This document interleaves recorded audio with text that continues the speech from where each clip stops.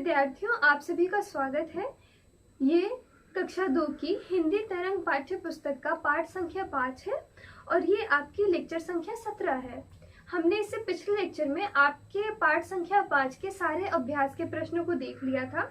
हमारा अभ्यास खत्म हो गया था और इस लेक्चर में हम देख लेंगे थोड़ी सी आपकी परिभाषाएं और कुछ अन्य उदाहरण जो आपकी पुस्तक से थोड़ा अलग है। यानी कि आपकी पुस्तक के जो भी अभ्यास के प्रश्न थे हमने किए, जो भी उदाहरण थे हमने देख लिए।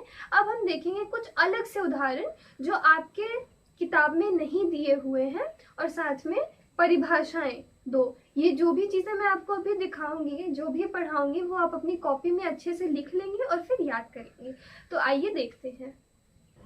पहले आइए देख लेते हैं हम शब्द की किसे कहते हैं। आप ये सारी परिभाषाएं, सारे उदाहरण अपनी कॉपी में लिख लेंगे और फिर कॉपी में लिखने के बाद अच्छे से याद कर लेंगे। ये आपको सब किसी को अपनी कॉपी में लिखना है। पहले है शब्द। शब्द किसे कहते हैं? तो एक या एक से अधिक वर्ण या वर्णों से बनी स्वतंत्र सार्थक इकाई को शब्द कहते हैं। यानी कि एक या एक से अधिक वर्णों से जब कोई शब्द बनता है, जिसका हमें कोई इकाई बनती है, जिसका हमें मतलब पता हो, तो हम उसे शब्द कहते हैं। जैसे उदाहरण देख लेते हैं। तो पहले है एक वर्ण वाले, यानी कि ऐसे वर्ण जो अपने में ही एक शब्द का रूप भी ले लेते हैं, यानी शब्द की तरह भी प्रयोग होते हैं। तो एक वर्ण में कौन कौन सा है? न और व। तो जैसे हम कई बार प्रयोग करते हैं राम व श्याम, राम व श्याम, तो यहाँ वो क्या हो गया? यहाँ वो भी शब्द हो गया। अब अनेक वर्ण वालों में देख लेते हैं कौन कौन सा है। शेर है, कमल है, नयन है। ऐसे ही अनेक शब्द आप इसमें लिख सकते हैं। अब आइए देख लेते हैं हम वाक्य किसे कहते हैं।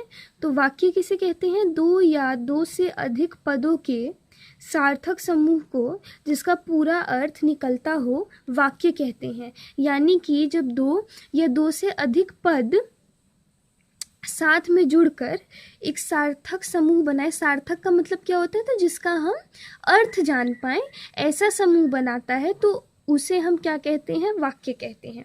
अब उदाहरण देख लेते हैं कुछ। पहला है भारत एक देश है, तो इसका हमें अर्थ समझ में आ रहा है, तो ये एक वाक्य है। फिर है मैंने खाना नहीं खाया, ये भी वाक्य है। अब ये तीसरा जो उदाहरण है वो है बैठिए। तो बैठिए क्या है? कहने को तो बैठिए एक शब्द है, लेकिन ये अपने में ही एक शब्द होने के बावजूद भी वो अपने में ही एक पूरा वाक्य है। फिर चौथा है शांत रहो। तो शांत रहो क्या है?